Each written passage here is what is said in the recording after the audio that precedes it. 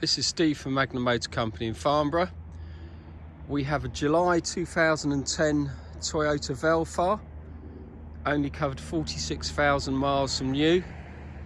It does come with a mileage guarantee, so there's no sort of question on the mileage of this car.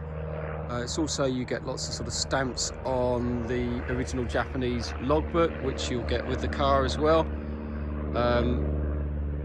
Unlike sort of some cars that you can get that don't have the mileage guarantees, then I would sort of red flag it as not being quite what you think it might be. This is a 2.4 chain driven engine. We only buy the 2.4, we don't buy the V6. The V6 should run on super unleaded. These are coupled to a 7-speed gearbox. So, I mean, I drove a 5-speed one of mine the other day. Oops, sorry about the airplane. And I got 39 to the gallon out of it, keeping it a steady 2,500 revs. And 2,500 revs on this is about 80. So, obviously, if you kept it at 2,000 revs, I'm not sure what you'll get out of it, but they're pretty good if you're driving sensibly.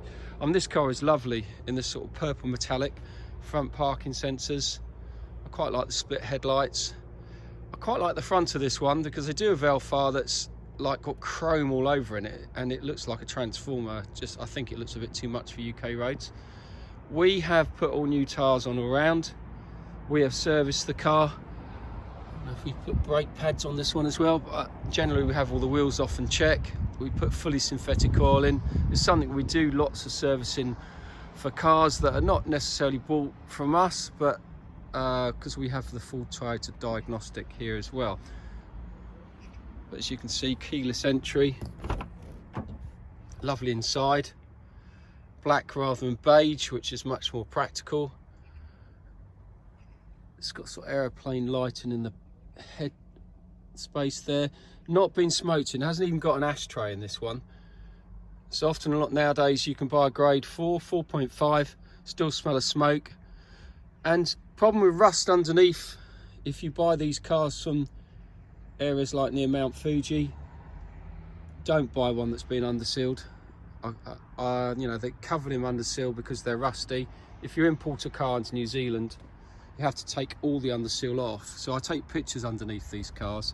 It's a bit like buying a car from Scotland that's been used on heavy salted roads most of its life. It's going to be rusty, but this is lovely. It's really clean, really tidy. You don't need to underseal them. I have so many calls from people saying, is it undersealed? No, it's not. They're zinc dipped bodies. They don't need undersealing. And this is lovely inside. Power doors, power tailgate. I've got one of the seats flipped up at the moment. You can flip both up. These are captain seats, which you can see on the other side passenger there. It flips out a nice footrest. Table. The seats move in and out on this lever here, so you can actually have them going all the way into the back when these seats are flipped up. So it makes it huge inside for legroom. Obviously at the moment I've got it pushed forward. I can just roll that one back, and that's going back while it's in that position with the table. But then if you flip the table down like so, and then pull that lever there, push it across, then you can pull that lever. Unfortunately, I've still got the back seats up on that side, but it can go all the way back. It's massive amount of leg space. Limo tint glass, wind deflectors, quite nice. If you've got all the seats down and you want to have a snooze in it, you can bring this window down and still looks like they're closed and let some air in. Nice lines on this car. It's got the extra seat belt in the back. It's an 7-seater this, but it's got the extra seat belt for free across the back. These are really easy to get up and down on this model. It's hydraulic. Rear parking sensors. Press that button there, and then down it goes, and there's a rear camera there.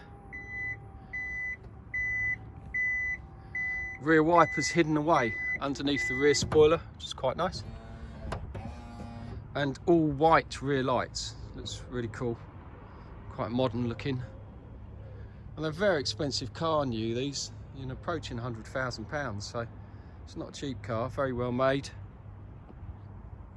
Typical Toyota build quality, about the best really.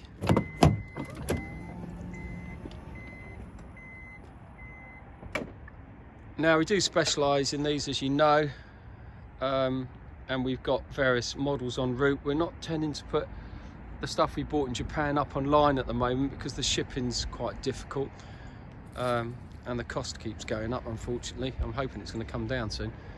But if you need any more help or advice, please call Steve or Murray at Magnum Motor Company. Give us a thumbs up on this if you like the video. Subscribe to the channel, all helps with views. And thanks again for looking at our YouTube video.